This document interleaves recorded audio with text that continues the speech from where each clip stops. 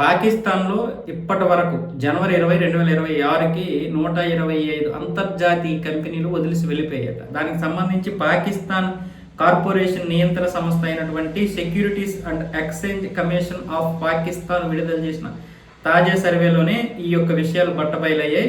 2026 జనవరి 20 నాటికి ఏకంగా 125 విదేశీ కంపెనీలు తమ కార్యకలాపాలను శాశ్వతంగా మూసివేశాయి. పాకిస్తాన్ అబ్జర్వర్ నివేదిక ప్రకారం కరాచీ, లాహోర్, ఇస్లామాబాద్, పెషావర్ వంటి ప్రధాన నగరాల్లో ఉన్న బ్రాంచ్ ఆఫీసులు, లైజర్ కార్యాలయాలు విదేశీ కంపెనీలు మూసివేశాయి. కేవలం ఒక్క దేశం నుంచే కాకుండా America, Britain, UAE, China, Malaysia, Singapore, Japan, Turkey, Australia, Sweden, Bahrain, Canada, France, Netherland వంటి అభివృద్ధి చెందిన దేశాలకు చెందిన చాలా కంపెనీలు కూడా పాకిస్తాన్ నుంచి తరలి వెళ్ళిపోతున్నాయి.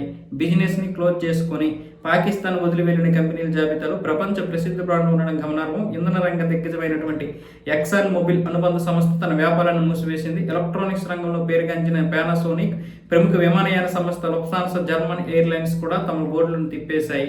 సాంకేతిక పరిజ్ఞానం, టెలికాం రంగం నుంచి డెల్ గ్లోబల్, నార్టెల్ నెట్వర్క్స్, టెలికార్డియా టెక్నాలజీస్ వంటి కంపెనీలు అక్కడి నుంచి సర్దుకున్నాయి. ఈ విషయం పాకిస్తాన్కి చెందినటువంటి సంస్థ నివేదికలు చెప్పడం వల్ల ఈరోజు పాకిస్తాన్ పరిస్థితి ఏంటి అన్నది భారతదేశం చూసి కూడా భయపడాలి. ఎందుకు అంటే ఈ ఫ్రీ పథకాల వల్ల సరే పాకిస్తాన్లో ఉగ్రవాదులు ఎక్కువ ఉంటారు, ఇప్పుడు అక్కడ విదేశీ మారక నిల్వలు లేవని వెళ్ళిపోయారు, అలాగే లోపల ఉన్నటువంటి పరిస్థితులు బాగోలేదు. మనం చూస్తున్నాం ఎప్పటికప్పుడు టెర్రరిస్టులు, మరొక వైపు ఏమొచ్చేసి బలోచిస్తాన్ లిబరేషన్ ఆర్మీ దాడులు చేయడం. ఇలాంటి పరిస్థితుల్లో చైనాకు చెందినటువంటి కంపెనీలు కూడా వెళ్ళిపోతూ ఉన్నాయి. అయితే మన దేశంలో కూడా ఈ ఫ్రీ పథకాలు కనుక ఇలాగే ఇచ్చుకుంటూ పోతే ఏదో ఒక రోజు ఆ పరిస్థితి వస్తుంది. కాబట్టి ఇక నుంచి అయినా సరే సుప్రీంకోర్టు చెప్పినట్లుగా వినండి. ఈ పనికిరాని ఫ్రీ పథకాలు ఇచ్చేసి దేశాన్ని దోచిపెట్టి మీరు అధికారం కోసం ఇలా దేశాన్ని ఇచ్చేయకుండా కనీసమైనా సరే ఇక్కడైనా మారండి. 2026లో ఉన్నాం కాబట్టి ఈ ఫ్రీ పథకాలు తీసేసి ఎవరికి కావాలి ఆ ఫ్రీ పథకాలు? ఆ బస్సు అంట, ఫ్రీ బస్సు. అక్కడ తెలంగాణ, ఇక్కడ ఆంధ్రప్రదేశ్. చండాలమైనటువంటి పథకం అది. వాగ్దానం చేశాం కాబట్టి అమలు చేయాలంటున్నారు. ఎవరి కోసం చేస్తారు? దేనికైనా ఉపయోగమా అది? మహిళలకు ఉపయోగం అంటున్నారు, కొట్టుకు చేస్తున్నారు, మమ్మల్ని బస్సులు ఎక్కనివ్వడం లేదు. ఎవరికి కావాలయ్యా?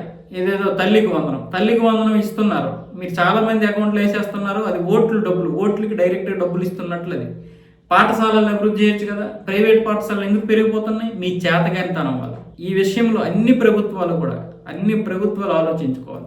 ప్రైవేట్ పాఠశాలలు విపరీతంగా పెంచేసి మీరేమొచ్చేసి తల్లికి వందనం ఇలాంటివి ఇస్తుంటారా? ఎవరికి కావాలయ్యా?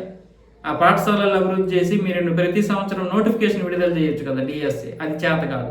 జగన్మోహన్ రెడ్డి అయినా చంద్రబాబు నాయుడు అయినా సరే ఈ పథకాలను మాత్రం ఆపకపోతే అది తీవ్రమైనటువంటి పరిణామాలకు దారితీస్తాయి. మీరు ఒకడికొకడు అమ్మఒడి ఇచ్చాడని మీరేమొచ్చేసి తల్లికి వందనమా? సిగ్గులేదు కొంచెమైనా మీకు పరిపాలకులకి?